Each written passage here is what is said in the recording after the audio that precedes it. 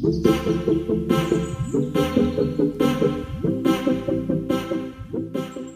guest makeup tutorial in green sari. So hey everyone, welcome back to my channel Piles vlog. আজকে তোমাদের সাথে green শাড়ির উপর আমি ওয়েডিং গেস্ট মেকআপ টিউটোরিয়ালটা তোমাদের সাথে শেয়ার করছি। রীতিমতো ভোরবেলা উঠে আমি ভয়েস ওভারটা দিচ্ছি, সো প্লিজ ডোন্ট মাইন্ড। সারাদিন কাজের চাপে আমার ভয়েস ওভারটা দেওয়াই হয়ে ওঠে না, অ্যান্ড এর উপর যে শর্টসগুলো সেগুলো আমি অলরেডি আপলোড করে দিয়েছি, কিন্তু লং ভিডিও আপলোড করবো বলেও জাস্ট এডিট করার অভাবে আমার দ্বারা হয়ে ওঠে না।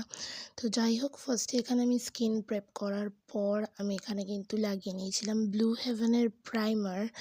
দেন এখানে আমি অ্যাপ্লাই করেছি আমার অল টাইম ফেভারিট NY বের ফাউন্ডেশন ইন দি শেড মোকা। আর এখানে তোমরা দেখতেই পাচ্ছ আমি কিন্তু একটু কেক খাচ্ছিলাম, আমার হাজব্যান্ড আমাকে দিয়েছিল, তো সেই জন্য মুখটা অলওয়েজ নড়ছে।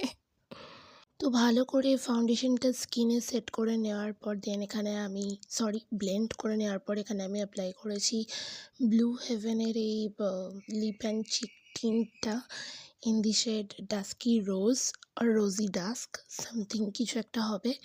তো যাই হোক, এটা ভীষণ ভালো এবং অ্যাফোর্ডেবল। এটা আমি পার্পল থেকে পারচেস করেছিলাম এবং এটাকে আমি একটা ব্রাশের সাহায্যে ভালো করে কিন্তু ফেসে ব্লেন্ড করে নিচ্ছি।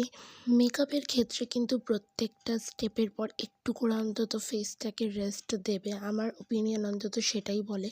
আর এখানে আমি ইউজ করছি সুইস বিউটির এই ফুল কাভারেজ একটা concealer in the shade medium ময়ান।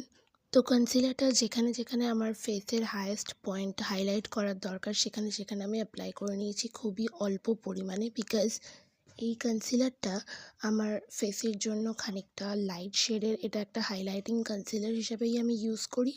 And কনসিলারকে কিন্তু বেশি জায়গায় ছড়িয়ে ব্যবহার করতে নেই, জাস্ট যতটুকু জায়গায় দরকার ততটুকু জায়গাতে কিন্তু আমি বিউটি ব্লেন্ডে দিয়ে ড্যাব ড্যাব করে এটাকে অ্যাপ্লাই করে নিয়েছি। এবার কনসিলারটাকে সেট করার জন্য আমি এখানে অ্যাপ্লাই করেছি ফেসেস কানাডার এই compact in the shade beige. যেহেতু এখন উইন্টার সিজন চলছে তাই আমি তোমাদেরকে বলবো যে খুব বেশি পরিমাণে পাউডার অ্যাপ্লাই নাই করতে। ইনফ্যাক্ট যাদের তো ড্রাই স্কিন তারা জাস্ট কনসিলার সেট করার জন্য যতটুকু অ্যামাউন্ট দরকার হয় যাতে কোনো ক্রিজ লাইন না পড়ে সেইটুকু অ্যামাউন্টের পাউডারই ইউজ করতে। খুব বেশি পাউডারি হয়ে গেলে কিন্তু ম্যাট দেখাতে গিয়ে কিন্তু খুব বেশি পাউডারি হয়ে গেলে তখন কিন্তু আবার অন্য সমস্যা, মুখ ড্রাই হয়ে যাবে। তো যাই হোক, এখানে আমি NY বের সানসেট স্কাইলাইন ব্লাশ ইউজ করছি। এটা একটা পাউডার ব্লাশ, এটা কি কোরাল সানসেট মেবি শেডের নাম ছিল। দারুণ সুন্দর একটা পিগমেন্টেড ব্লাশ, পাউডারি ব্লাশ। দেন এখানে আমি ইনসাইড কসমেটিক্সের এই মুনস্টোন ব্লিস ক্রিমি হাইলাইটারটা ইউজ করেছি। এটা ভীষণই একটা অ্যাফোর্ডেবল হাইলাইটার, হাত দিয়ে ভীষণ ইজিলি এটা ব্লেন্ড হয়ে যায়। তো যেটা বলছিলাম আমি যে উইন্টারের সময় কিন্তু এক গাদা পাউডার ইউজ না করাই ভালো।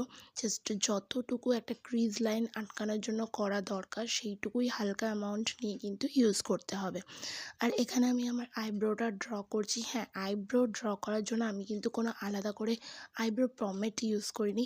মাই গ্ল্যামের স্কোয়াড গোলস প্যালেটের কিন্তু একটা ডার্ক ব্রাউন শেড নিয়েই কিন্তু আমি আমার আইব্রোটা ড্র করেছি।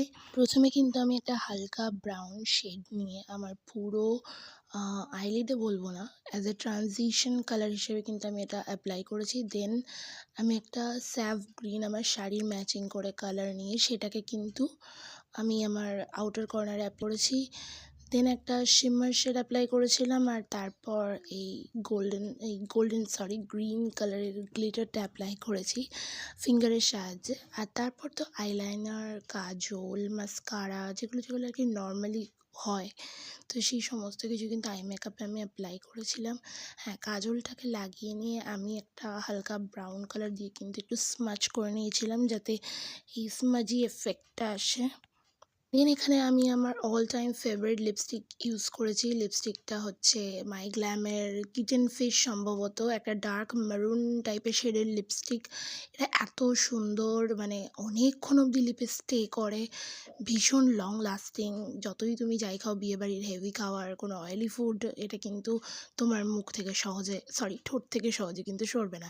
দেন আমি ইনার কর্নারটা হাইলাইট করে নিয়েছি for using same highlighter, and this is my final look.